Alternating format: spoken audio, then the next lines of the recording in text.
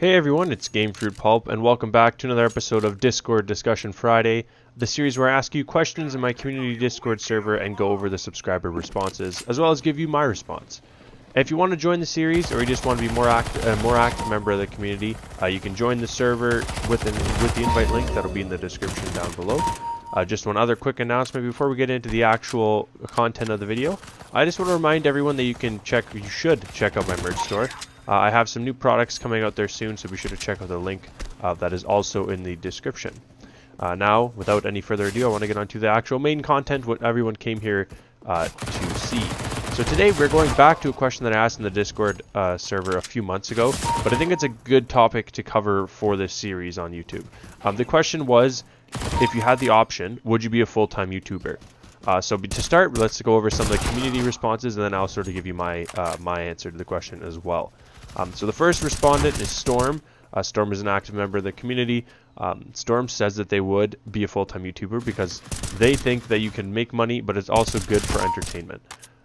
I'm going to sort of keep I'm going to change it up a little bit. Usually I sort of reply to everyone's thoughts individually. I'm going to sort of, instead of doing that, I'm just going to read out the responses and then sort of talk about everyone's responses as a whole in my response. Moving on, Ark, who recently joined the community, said that they would not.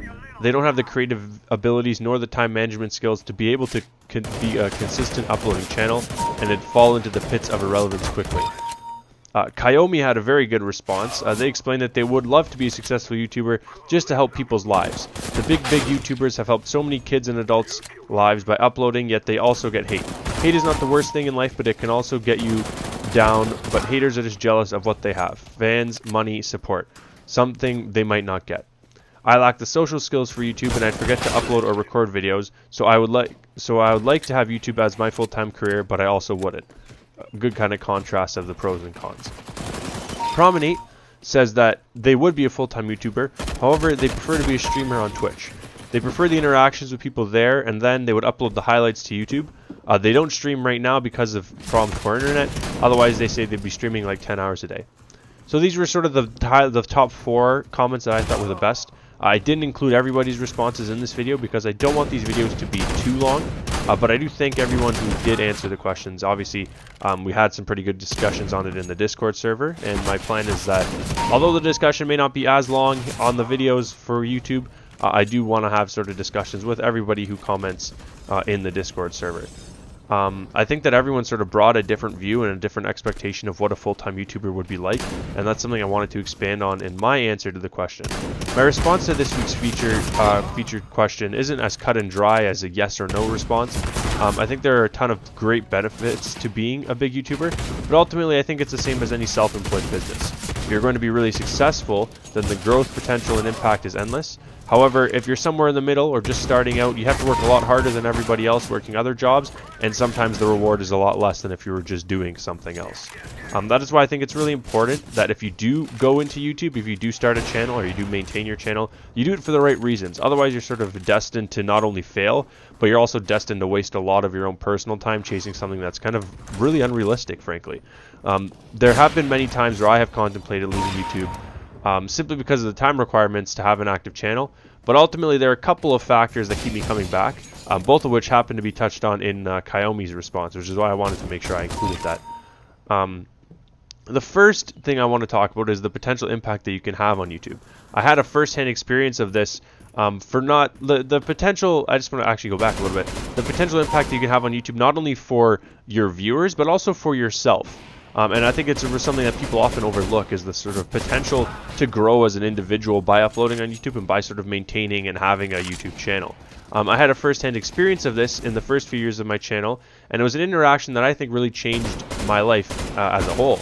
When I started out my channel, I had built up a following of about 150 subscribers. I'm almost certain that none of them are active on my channel anymore. Just because I did take about a year break in between sort of restarting my channel and the old group, and almost everyone went inactive between then, I think. But if there is anyone out there from my original time of starting out on YouTube, be sure to leave a comment just saying hi, because I'd love to sort of reconnect with you guys. We had a really tight-knit community back when I started. Not as much as it is anymore, but still, I would love to sort of reconnect with some of those original subscribers, because they are the ones that sort of got me off the ground. One of my subscribers at the time, unfortunately, had got sick and developed cancer, and ultimately they ended up passing away. A few weeks after the subscriber passed away, one of their friends, who was also subscribed to me, contacted me and thanked me for uploading my content. He said that it made his friend smile during his final days. And this was something that made me really upset, but also it sort of made me feel a way that I had never felt before in my life. And I think that moment really was something that had a profound effect on my life. It was the first time that I had ever felt like I had done something that was truly making the world a better place. It wasn't just me sort of uploading content into an abyss and it was just there to be irrelevant forever. It made a difference in somebody's life. And as small as that difference would have been, it was a difference. It was something that I knew without a doubt I had made a positive difference in the world because of that one individual who was going through the worst imaginable time you could have, dying of cancer, and he was able to smile because of me. And it was something that I think really sort of was a contagious feeling in the sense that I really, it felt like I wanted to do more, and it made me want to become a better person in all aspects of life. And ultimately, I think it was one of the leading factors in making me become more active in my community and more active as a volunteer in different groups. And I think that that's something that sort of, those opportunities grow more and more as you grow as a channel. And I think if I ever had the ability to be a full-time YouTuber, it would give me the platform to give back and to raise awareness for things that I think are really important.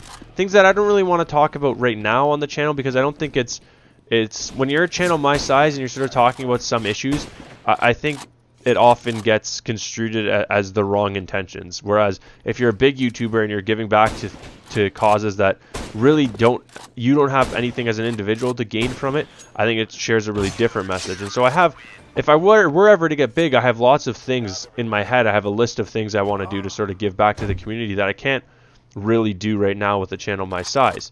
But ultimately, experiences like the one I had with this subscriber are the things that really can make this website great. It's the things that really, you can make the world a better place. And it's sort of the things that myself, as an optimist at times, really sort of looks at YouTube as a website and says, this is why this website's so profoundly special and has this really unique ability to help people on the other side of the world live a better life, or feel better about their life, or have less pain. And those are things that I think are really important.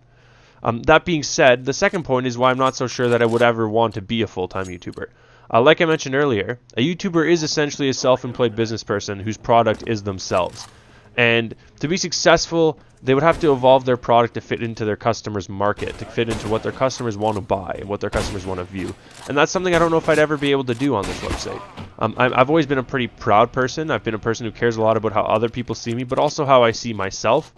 And if I had to sell out my content to chase views because YouTube was my career, I'm not sure I'd be able to look at myself and be proud of what I was doing for a living. And it's not the sense that other YouTubers should necessarily be embarrassed about it, because you see it quite a bit now with big YouTubers. They start with a popular game, they get really big with a game, and then they sort of either die and they go into irrelevancy because they don't change, or they sort of just chase a trend after trend, and it almost seems like their videos aren't what they used to be. I'm thinking of a few people off the top of my head that I used to watch, and then I sort of feel like they sort of left what everyone subscribed to their content for, just to sort of chase after popular trends. I'm not going to name names because that's not what the point of this video is, but it's sort of you see it a lot with people playing Fortnite and that kind of stuff, where these big games come out and these people who don't normally play that kind of big game suddenly try to play it. If you're playing Minecraft your whole life and you're like, oh, I want to get more views, and you go play Fortnite, that's not something I think I could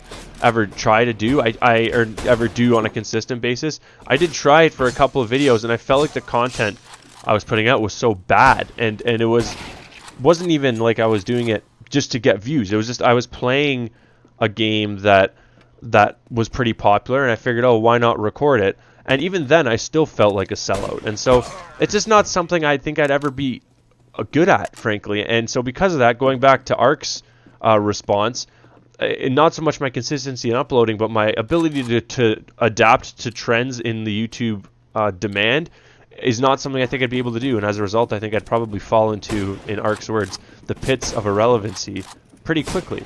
So it's not, for me, I think it's not whether or not you want to do YouTube, but it's sort of it's a decision you have to make about whether it's how you want to live your life as a business person, because ultimately YouTube is a business. To be a big full-time YouTuber, you are a business. Your product is yourself, and I think that's something a lot of people don't really keep in mind and don't really see.